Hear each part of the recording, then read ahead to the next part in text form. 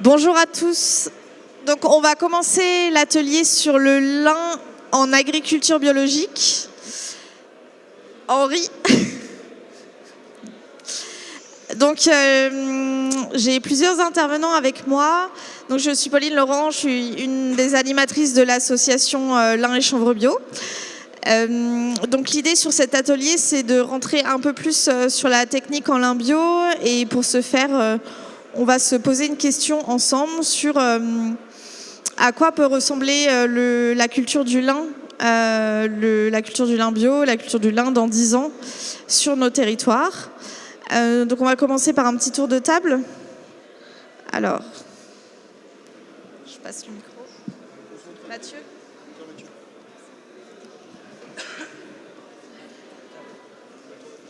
Donc Mathieu Grenier, donc je suis producteur de lin en Seine-Maritime, dans le Pays de Caux, en bio depuis 2010, sur un système donc, de polyculture élevage avec des vaches laitières et donc des céréales et du lin textile.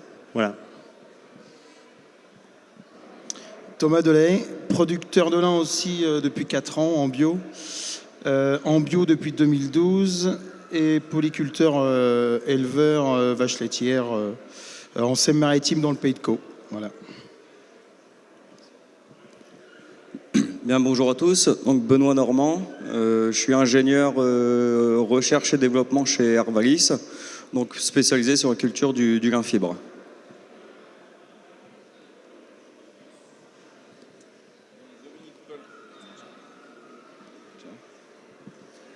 Dominique Collin, donc agriculteur bio depuis 2002, producteur de lin bio depuis 2005, voilà, et président du groupe bio Brie des Deux-Morins, que vous a présenté tout à l'heure dans le champ de lin. Et Jacques Capla, je suis devenu conseiller bio en 98 après avoir été conseiller conventionnel, donc je pense que je suis le plus anciennement en bio ici. Mais bon, pas paysan. Et je suis agronome et anthropologue et président de l'association des membres français de la Fédération Bio Internationale, IFOAM France. Et je ne sais pas si les personnes qui sont au fond du hall nous entendent, mais il y a un truc que j'ai remarqué en passant de la salle à la scène tout à l'heure et vice-versa, c'est que sur scène, on a peu de retours, et si les gens parlent dans la salle, on n'entend rien. On ne s'entend pas soi-même. C'est-à-dire que j'ai beaucoup de mal à entendre ce que les collègues ont dit avant. Je pense qu'ils ont beaucoup de mal à m'entendre, alors que vous nous entendez sans doute correctement. Et donc, si les personnes qui sont dans la deuxième moitié de la salle pouvaient aller plutôt dehors, ça serait génial, mais bon, après, on voit. Donc ici, on est sur le territoire où en fait c'est la première surface en lin bio textile qui a été cultivée en France, en Europe même, grâce à Dominique. Et donc je trouvais intéressant sur ce territoire pionnier sur le lin textile bio de se demander ensemble comment dans 10 ans on fera du lin, puisque par exemple donc ces derniers jours on a beaucoup de chaleur sur les lins, et donc hier on en discutait à l'Assemblée Générale que ça gênait aussi la culture du lin en fait, ces fortes chaleurs, que ça ralentissait la pousse. Donc c'est une des problématiques qu'on voit de plus en plus émerger sur les bassins lignés, et notamment ici on est un peu moins proche de l'océan que sur les bassins lignés normands, Hauts-de-France et encore plus au nord en Europe.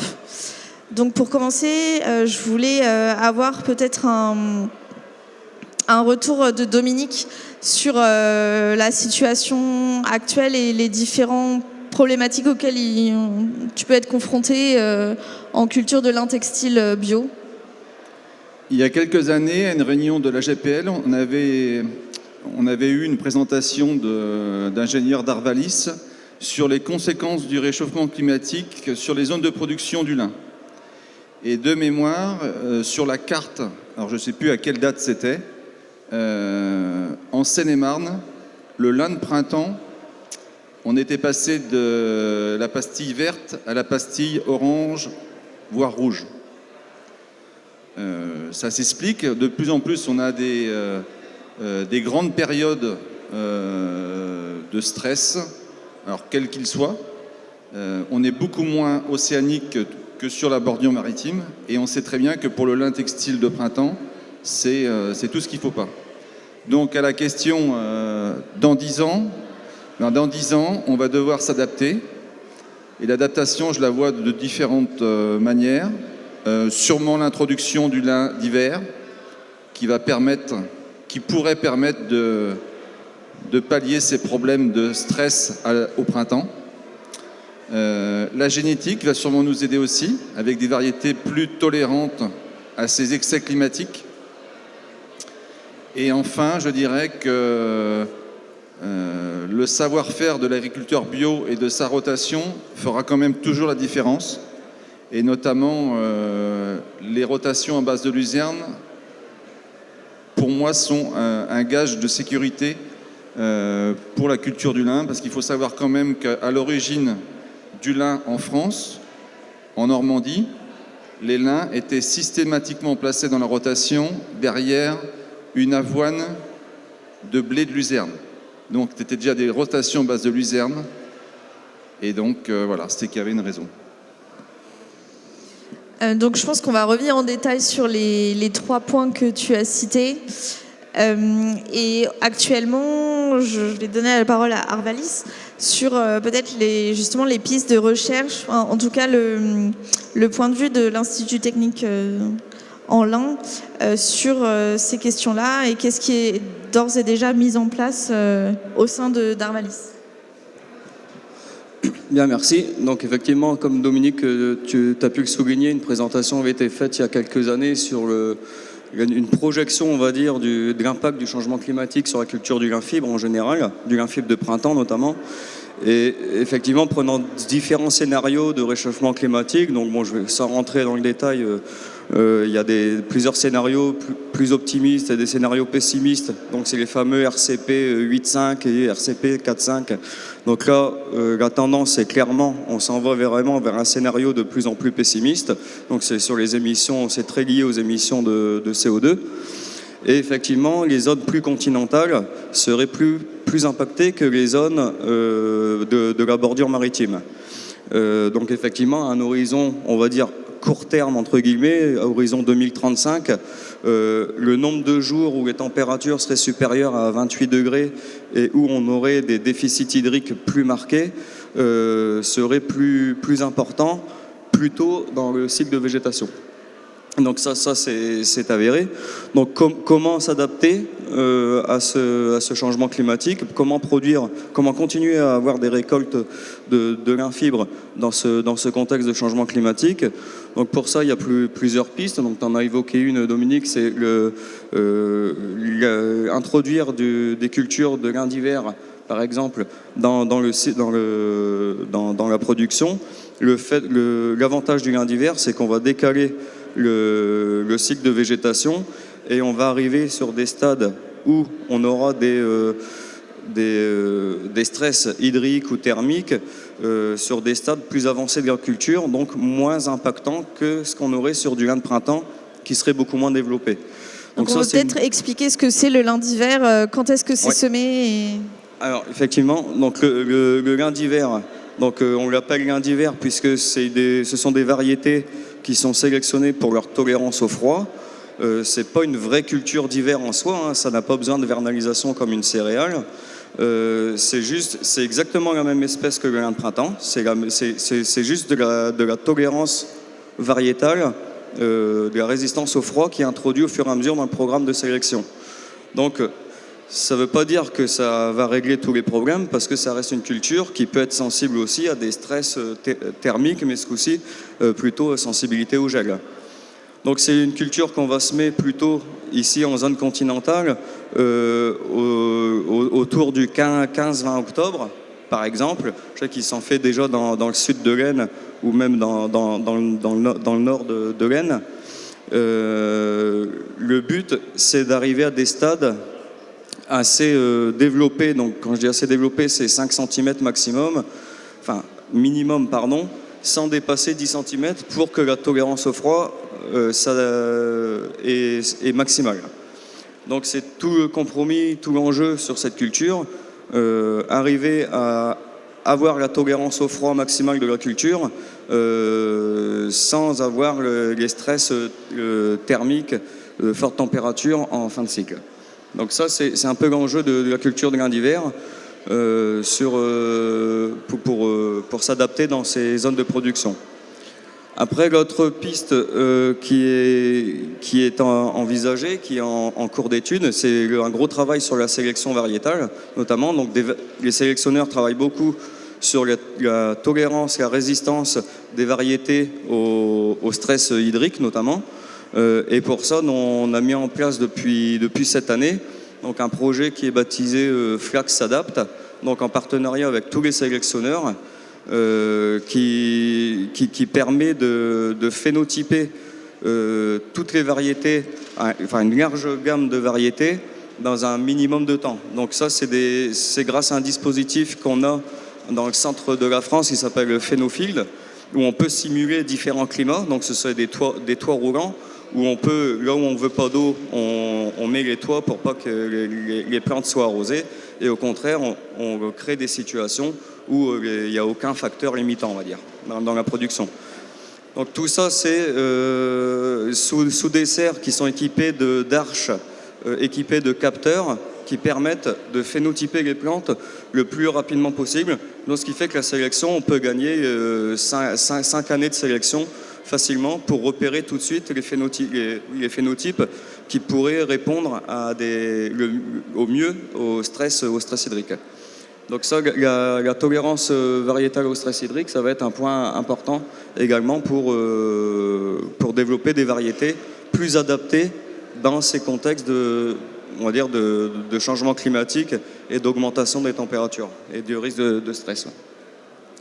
Et ensuite, il y a d'autres travaux qui sont faits sur l'évaluation justement quel est l'impact réel du stress hydrique sur la production de lin. Et là, on a notre station de recherche à Villars-Saint-Christophe où on met en place des essais avec différents régimes hydriques pour évaluer l'impact réel d'un stress hydrique sur la plante.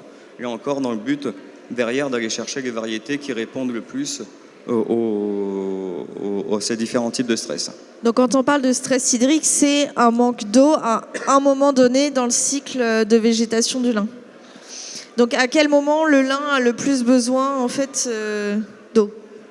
Pour l'instant, on n'a pas encore toutes les réponses. Donc ça a été mis en place en 2022. Donc il y a des premières tendances qui se dégagent. Mais ce qui est sûr déjà dans le cycle de développement du lin, c'est vraiment déjà assurer les stades juvéniles de la plante. Il faut que tout ce qu'on a semé, ça puisse lever et qu'on ait une levée homogène, la plus homogène possible. Donc j'ai envie de dire que si déjà au moment du semis, au moment de la levée, il y a déjà un déficit hydrique, même si la réserve utile du sol est en capacité, on va dire, de répondre. Si on a un dessèchement dans les premiers horizons, on va déjà impacter le peuplement de la plante. Et une graine de lin semée, c'est une plante. De ce fait, plus on va perdre de plantes, plus on va impacter le potentiel dès le départ. Donc de l'eau, il y en a besoin dès le départ pour démarrer. Et ensuite, les phases les plus importantes sont les phases de croissance active. Donc à partir de 10 cm, c'est là où le lin va entamer sa différenciation, on va dire, c'est la différenciation cellulaire qui fait que l'élongation va débuter. Et c'est à partir de ce moment-là où le lin va avoir le maximum besoin d'eau.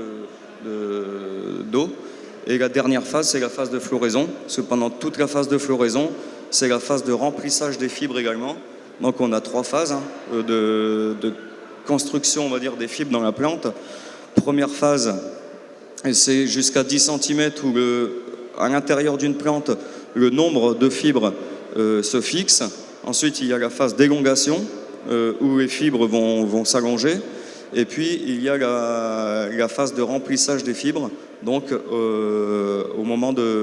qui dure pendant toute la période de floraison. Et alors là, je vais m'adresser peut-être avoir des compléments avec les agriculteurs donc Seine-Maritime. On a parlé du cycle végétatif, mais il y a aussi la période du ruissage qui est très importante pour la qualité de la fibre. Donc vous, sur vos fermes, sur ces dernières années, quel changement aussi vous avez pu constater, que ce soit pendant le cycle végétatif ou pendant le ruissage, et quel levier vous avez pu mettre en place déjà? Est-ce que vous avez dû changer vos pratiques et qu'est-ce que vous avez mis en place sur vos fermes par rapport à ça? Et sachant que vous êtes aussi dans des fermes de peut-être polyculture élevage, donc il y a des particularités aussi par rapport à des fermes qui sont 100% culture. Non mais nous, on fait du lin bio depuis 4 ans, donc on n'a pas beaucoup de recul. Après, ce qu'on constate, c'est que 2018-2019 étaient des très bonnes années. Nous, on a démarré en 2020, on a connu une année un peu sèche. 2022, pareil. 21, très humide. Et là, 2023, ça repart sur du sec, un printemps humide. Comment s'adapter, c'est très compliqué parce que nous, 2021, le lin il faisait froid, poussait pas. D'un seul coup, il s'est mis à pousser. Et puis 3 semaines d'eau et le lin par terre. Donc c'est pas facile à réagir. Comment s'adapter une année, ça ressemble pas à l'autre. Avoir des pistes, je pense qu'il faut essayer quand même de semer le lin dans les meilleures conditions possibles. Comme on a vu tout à l'heure autour de plaine, avoir la somme de température quand c'est possible, aller dans les sols quand c'est ressuyé. Après, je pense que nous, au bord de la bordure maritime, je pense qu'on a l'avantage quand même d'avoir toujours un moment d'humidité, un moment ou un autre. Je vois, en regardant tout à l'heure, nous on a encore vraiment de l'humidité dans le sol, quoi. C'est pas le cas du tout ici. Donc nous on a encore de la réserve hydrique vraiment dans le sol, quoi. Donc on n'a pas tout à fait les mêmes réactions par rapport à certaines régions. Donc du coup voilà. Après au niveau du ruissage, comme tu disais, c'est vrai que sur les 3 dernières campagnes que nous on a fait, j'avais pour habitude, quand on faisait du lin conventionnel dans les années 2010-12, où on commence à rentrer du lin des fois début août, et puis jusqu'à fin août, début septembre, quoi. Là, ça fait 3 années où on rentre des lins fin août, début septembre, quoi, parce qu'on n'a pas d'eau entre deux, le ruissage se passe mal, on arrive toujours à les rentrer. Donc voilà. Est-ce qu'on les continuera toujours à les rentrer ou pas? Voilà, c'est pas évident. Je pense que tu vas rajouter quelque chose, Mathieu.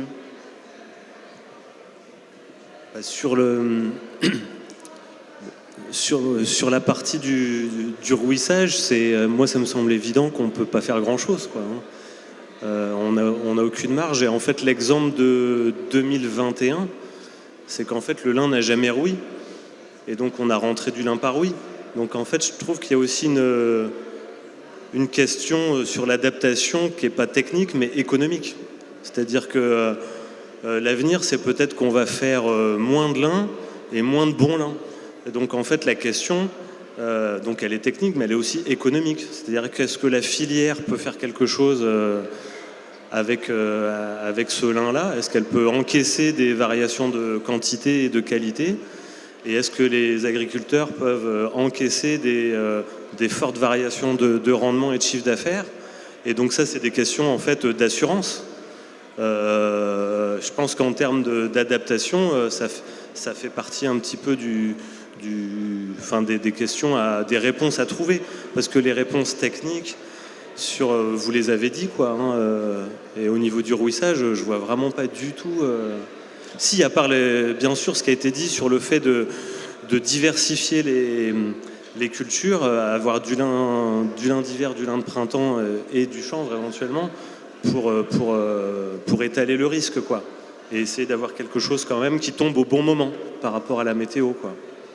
Et par rapport au lin d'hiver, donc on l'a évoqué tout à l'heure, quelles sont aujourd'hui les difficultés donc on a de plus en plus de lin d'hiver en lin conventionnel et en lin bio, il y a quelques parcelles.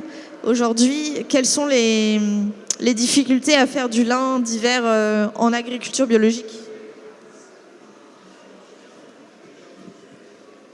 Il y a plusieurs difficultés avec le lin d'hiver en bio. La première, ça va être la gestion des maladies, puisqu'obligatoirement on est sur une période où le lin peut attraper plus de maladies. Les moyens de lutter sont beaucoup plus restreints. Le deuxième point important, c'est la gestion de l'averse.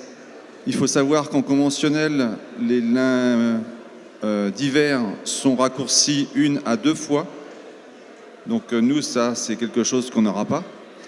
Donc deuxième problématique, le désherbage.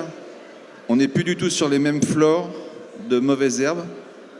Donc je ne suis pas sûr que ça soit problématique, parce que la flore hivernale, ce n'est pas une flore qui est compliquée en termes de teillage.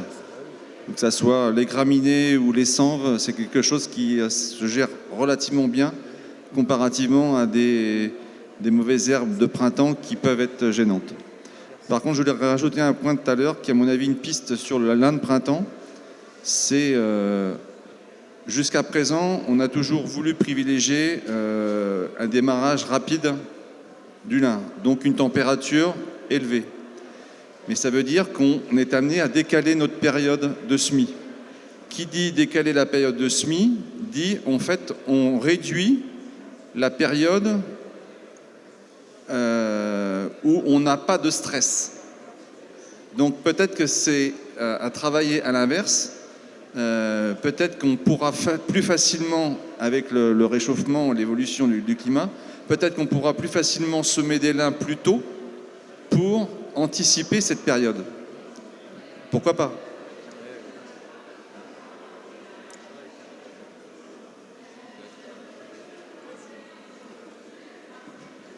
Sur quel sujet ? Donc on a aussi, merci Dominique, justement on a aussi parlé de, tout à l'heure tu parlais de savoir-faire en lin bio. Donc ça, gérer la date de semis, c'est un réel savoir-faire. Enfin, ça demande de l'expertise en fait pour savoir, pour connaître les bonnes conditions de semis, de levée et préparer son sol correctement avant le semis. Et tu parlais aussi des rotations. Et donc j'aimerais bien avoir peut-être un avis ou un éclairage sur dans 10 ans. En termes de diversification des rotations, en termes de par rapport à ce qui est faisable avec le climat qui changera, etc. Vers quoi l'agriculture biologique pourrait tendre en fait pour que ce soit le plus facile possible pour les agriculteurs de s'adapter et pour les filières. Voilà. Et quel est le travail d'adaptation des agriculteurs et des filières aussi on a parlé filières. En fait, Mathieu a déjà répondu à une grande partie de la question, c'est-à-dire que pour moi, l'enjeu principal, c'est d'encaisser le fait qu'on va avoir des variations, qu'on va avoir des irrégularités. Et ça, c'est un truc intéressant quand on regarde les agricultures du monde qui se sont basées sur d'autres approches agronomiques que celles qui dominent en Europe et qui dominent le monde parce que l'Europe l'a imposé au monde. Quand on prend des agricultures traditionnelles d'Amérique latine, d'Asie ou d'Afrique, en fait, l'élément clé de l'agriculture, c'est d'avoir une diversité de cultures. L'idéal, c'est même d'avoir plusieurs cultures en même temps dans la même parcelle. Ce qui est vraiment à l'opposé de ce qu'on fait en Europe, puisqu'en Europe, non seulement on a une seule culture dans une parcelle, mais en plus, c'est des lignées pures. Ils sont tous génétiquement identiques. Alors que dans la plupart des agricultures du monde, qui ont presque disparu parce qu'elles ont été écrasées par la nôtre, mais étaient basées sur des diversités de cultures. Et ça, c'est une approche qui est extraordinaire en termes de production de biomasse. C'est beaucoup plus performant que ce qu'on fait en conventionnel en Europe. Puisque quand vous avez un mélange de cultures, si certaines des cultures, des plantes que vous avez mises ne collent pas, ne se développent pas bien cette année-là à cause des conditions de l'année, la place va être immédiatement occupée par la plante d'à côté qui, elle, va être adaptée aux conditions de l'année. Alors que si c'est des parcelles séparées, vous allez avoir des parcelles qui vont bien donner, mais d'autres qui ne vont pas bien donner. Et là où ça ne donne pas, il n'y a pas d'autres plantes qui vont prendre la place, puisqu'il n'y en a pas. Donc le mélange des cultures, c'est l'idéal. Bon, voilà, ça c'est une vue de l'esprit. Enfin, c'est pas forcément une vue de l'esprit. Il y a plein de productions, si on regarde l'agriculture bio en général, il y a plein de productions où c'est faisable. En lin ou en chanvre, je doute, vu aussi bien en termes de mise en place qu'en termes de récolte, j'imagine difficilement, enfin surtout en lin, quoi, enfin je connais pas bien pour le chanvre, mais le fait de devoir laisser sur place pendant des semaines ou des mois, bon, voilà, c'est évidemment pas faisable. Donc on retombe un peu dans ce que disait Mathieu, mais si on prend l'assolement biologique dans sa globalité, je pense que l'un des enjeux des années qui viennent, ça va être, indépendamment de ce qui a déjà été dit sur l'adaptation au stress hydrique et tout ça, ça va être de pouvoir se mettre d'accord entre agriculteurs et filières pour que les volumes de production soient aléatoires. Je pense qu'on aura demain des variations dans les volumes de production. Si on s'y prend bien, si on a une bonne diversité d'implantation, pour le lin par exemple, effectivement, si on fait une partie en lin d'hiver, une partie en lin de printemps, avec peut-être des itinéraires différents, une partie en chanvre, on peut avoir chaque année quelque chose qui fonctionnera à peu près. Mais on ne sait pas d'avance. Les qualités, les dates, fibres courtes, longues, tout ça, je ne connais pas trop bien encore le domaine, il faut que je me plonge dedans. Mais, et pour l'ensemble des filières bio, enfin les filières en général, ça concerne toutes les productions. On ne sait pas d'avance si ça va être plutôt le blé qui va fonctionner, plutôt de l'avoine, Donc il y aura une irrégularité de production et je pense que c'est important qu'on l'accepte. C'est-à-dire qu'aujourd'hui, le fonctionnement de l'agriculture conventionnelle, c'est on fait tout pour que les conditions théoriques de la sélection soient reproduites dans le champ. Donc on va mettre des engrais chimiques, donc on va mettre des pesticides, donc on va irriguer. Et ça fonctionnait parce qu'on était dans un milieu tempéré. La caractéristique de l'Europe, c'est qu'on est un milieu tempéré. Pour votre info, ça fonctionnait déjà pas très bien dans le reste du monde, où plein d'études ont montré que la bio est plus performante que le conventionnel sur le long terme, en moyenne pluriannuelle. Parce que justement, les conditions idéales ne se produisent pas tous les ans. En Europe, on arrivait à avoir les conditions idéales tous les ans. Je pense que ça sera plus possible. Et donc, je pense que là, il y a un travail aussi au niveau des filières, de voir comment garantir l'économie des filières avec une irrégularité de l'approvisionnement. Et bon, voilà, enfin, je répète un peu ce qu'a dit Mathieu, mais je pense que c'est un des enjeux les moins évidents. Alors les autres sont très importants aussi, la sélection, etc. Mais c'est évident, tout le monde s'en préoccupe. Alors que celui-là, on n'y pense pas toujours. Il est possible que dans 10 ans, 15 ans, on s'aperçoive que les systèmes bio soient plus favorables à la culture du lin qu'en conventionnel. Pour la simple et bonne raison, c'est que les rotations sont beaucoup plus longues. Qui dit rotation longue dit en fait un sol qui est beaucoup plus reposé pour la culture quand elle arrive. Et ensuite une diversification beaucoup plus grande. Et on sait très bien que plus un assolement est diversifié, plus la culture se développe bien. J'en veux pour preuve, il y a des écrits très très anciens qui rapportent qu'à une époque, une rotation dans les plaines céréalières de France était sur 30 années. 30 années. C'est-à-dire qu'on avait des cycles très très très longs et on pouvait, lorsque par exemple il y avait l'année du blé, sortir des rendements au-delà de 60 quintaux. Parce qu'en fait le blé ne revenait qu'une fois tous les 30 ans.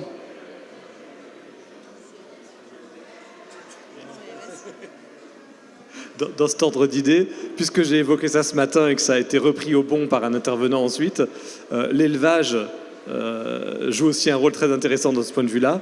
Quand j'étais conseiller agricole dans la Nièvre, dans le centre de la Nièvre, le Bazois, qui est une zone plutôt avec des terres de bonne qualité, les agriculteurs bio qui étaient en polyculture élevage, quand ils faisaient un blé après une prairie temporaire, en bio, ils avaient 60 quintaux, voire 65 quintaux de rendement.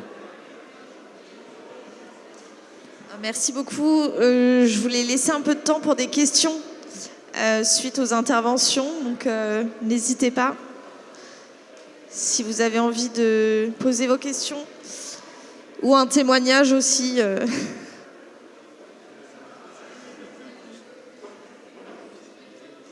que quelqu'un veut poser une question?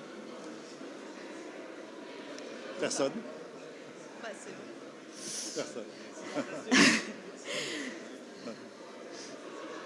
Peut-être, je sais que ça peut être intéressant d'avoir le témoignage d'Henri aussi au teillage. sur la gestion des aléas climatiques. 1, 2, oui. Bah, moi, je vais aller dans le sens de ce que vous avez dit parce que j'ai fait mon assolement 2024 la semaine dernière avec mon fils. Et en fait, en l'espace de 4 ans, 2019, sur 100 hectares de lin, on avait 90 hectares de lin de printemps et 10 hectares de lin d'hiver. Et l'assolement que j'ai fait en 2024, j'ai un tiers de lin d'hiver, un tiers de lin de printemps et un tiers de chanvre textile. Voilà. Donc je vais même au-delà de ce que vous pensez, parce que c'est vrai que j'ai peut-être un peu des coups d'avance, mais voilà. Et c'est pas la semaine qu'on est en train de vivre qui va aller contredire ce qu'on est en train de dire ici